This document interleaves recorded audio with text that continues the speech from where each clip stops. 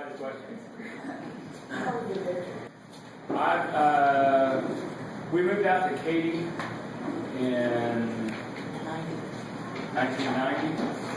And, well, I was born up by St. Charles, Missouri. And we moved down to LaGrange and then on over to Katy in 1990. Graduated from Katy High School and have been out there ever since. So my wife and I have lived in the same house for the last 10 years. 10 years? Yeah. It's just, the only reason I asked that, I'm obviously not in here. I'm just worried. I'd like to see new candidates. I just don't want a liberal that's, come from Chicago and decided to. He's not a liberal. I can guarantee that. My wife is the daughter of two of the hippie generation. Just absolute. You can't get any more far left than they are. And it's taken almost 11 years. 13. Well, 13. The first 2 years, we'll call it 13 years, to get her to almost a libertarian stance. So it's been a work of progress. But yeah, the conservative values is something that I hold true to here. My dad was a Church of Christ minister up until I was in elementary school. And so, he instilled in me a lot as far as the fundamentals and, the values and morals of what that brings. And, I think that's kind of the key of what conservatism is. There are a couple issues that have come up from other campaigns as far as from answers that I've given on different questionnaires. The only question that I've answered, and frankly I've answered honestly, with regards to the conservative Republican platform is the issue of gambling. And my stance on gambling is that we have horse racing, we have dog racing, we have Texas lottery, and so I personally don't necessarily have a problem if the voters want to vote for casino gambling. And that's the key, is I think that it's a states' right, personal rights issue, where the voters need to be able to be given the chance to make a vote on that particular issue. Much like we did with gay marriage. We put it on the ballot, we allowed them to vote, and it passed overwhelmingly to the riot. The problem is that many in the Republican Party want to preach about less government, less government, less government.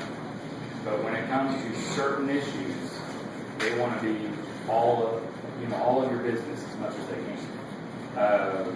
When it came to the gay rights marriage, when it came to the Gay Marriage Act, they were more than happy to put that one up on the bill because they knew it was going to pass.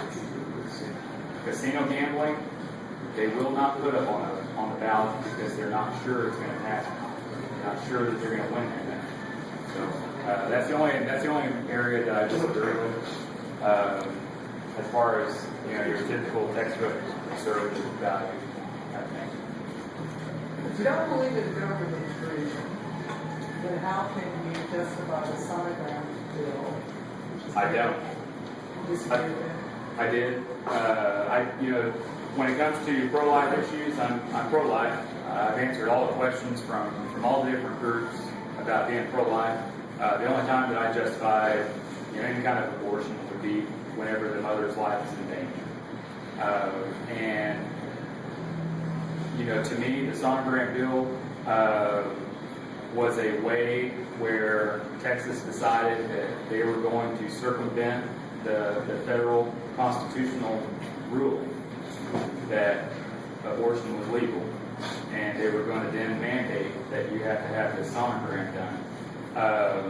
My only question is, what gives Texas the right to do that? To me, it's an invasion of personal liberty. To me, it's a waste of government expense, waste of expense somewhere. I don't know who's paying for these sonograms everywhere.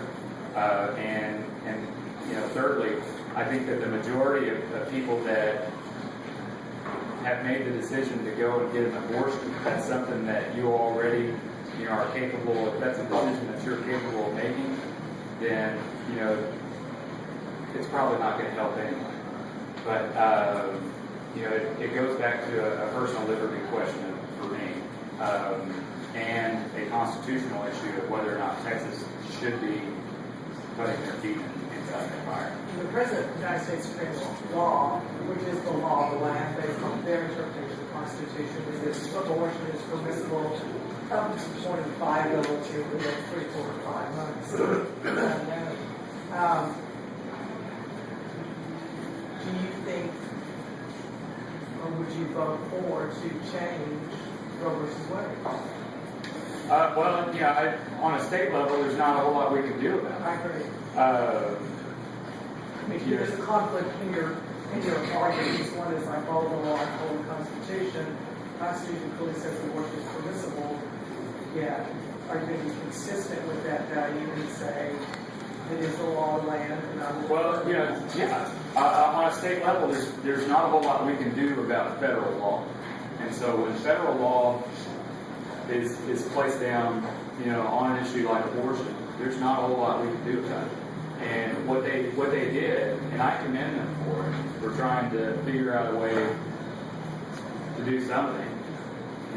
Because I'm definitely not a proponent of abortion, but at the same time, I just don't think that it was right and legal for Texas to be able to do it. And I go back to the cost of doing it. Who's paying for it? Okay, thank you.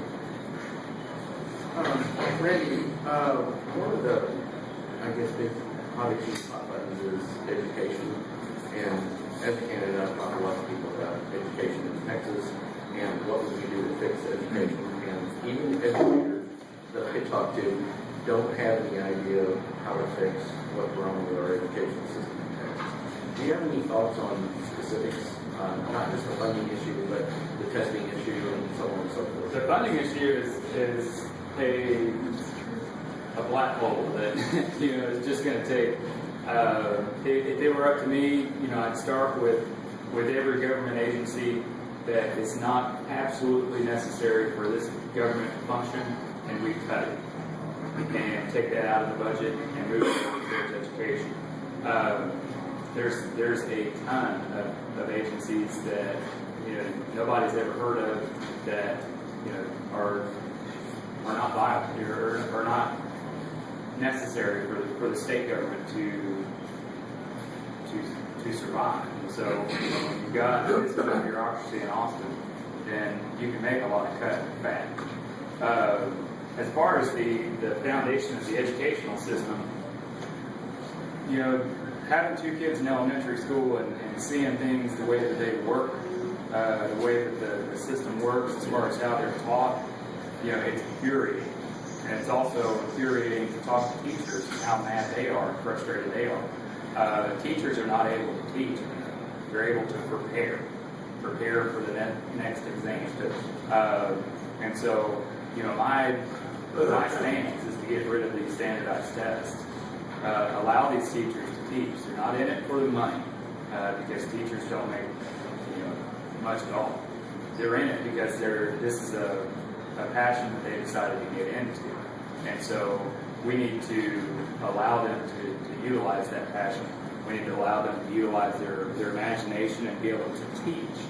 And not necessarily, my kindergartner or first grader is taking practice exams in preparation for the standardized test that he's going to receive next year. And it just doesn't add up to me. And to me, from the outside looking in, it doesn't work. I see no basis in it, and I think that it's something that we need to put a stop to, basically. We need to start having, you know, the teachers decide how they want to teach in our schools, whether it's on a district level,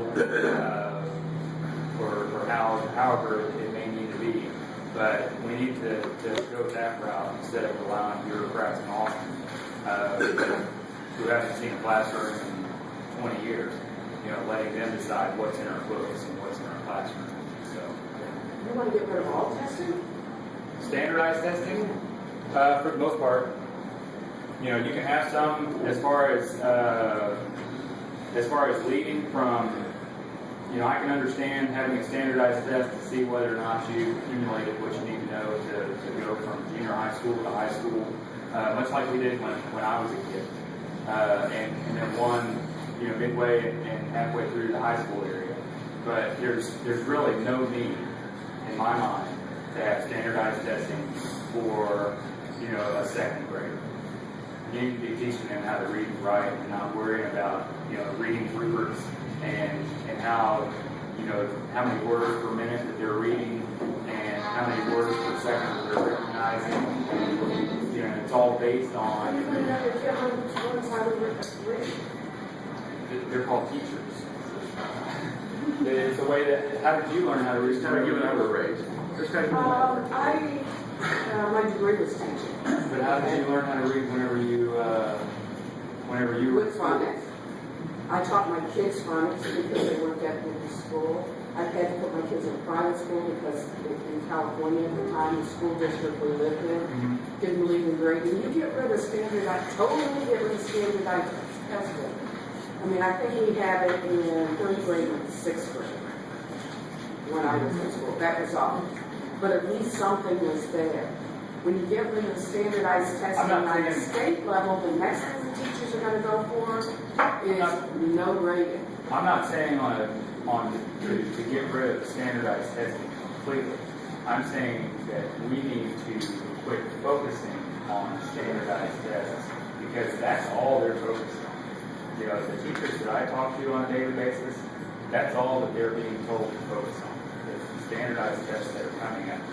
And that becomes a problem because they're no longer teaching. They're having to worry about preparing for the standardized test. Well, how do you feel about elementary schools having no grading? Their report card is working on age-specific, whatever I that don't is. agree. I mean, you need to have report cards for, you know, every kid needs a grade. They did away totally with grading in the elementary school. So you had no clue. Is this in California? Yeah. That's why we get so many people from California. This was a long time ago. There's a lot of stuff that goes on in California that I can't. They're moving the Texas.